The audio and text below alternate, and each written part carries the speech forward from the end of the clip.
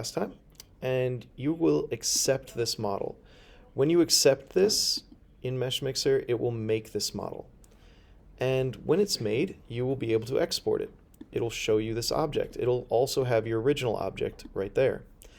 What this looks like is a lattice. A lattice is pretty much a bunch of structured little connected areas. And you can make this not linear, but rather at an angle if you'd like, which does get it more rigidity in certain angles. So something to keep in mind. But you can export this and you can 3D print it. So let's look at what that might be.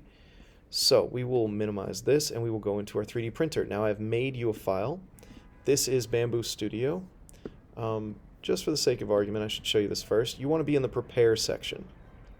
What you'll do is you will drop in your sample, okay? Your sample will be too big when you drop it in. So you will click this model, and again, that's under objects right here. Global is for the whole plate, objects is for objects. Thank you, I get the warning. Okay, you will want to rotate this device. You will say, hey, does this work? And it'll say no. You will click and drag so you can angle this thing. And you do that by simply doing this, and it will reposition it for you. And you will have to sit there and kind of play with it until it's what it is that you actually want, okay? Like I want something probably like that.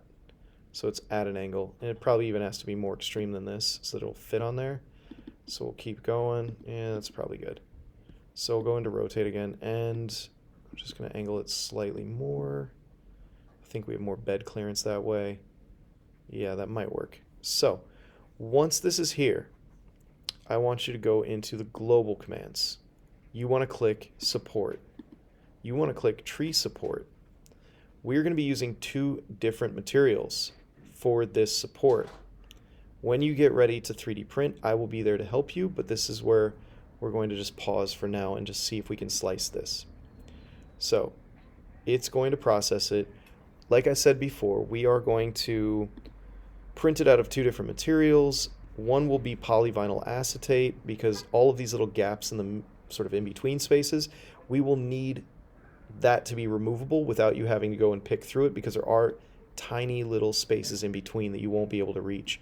So it is a water soluble material. And I'm just going to pause the video here. You'll get the general idea, and I'll show you in an image that I attached to the video what it looks like when it's done processing.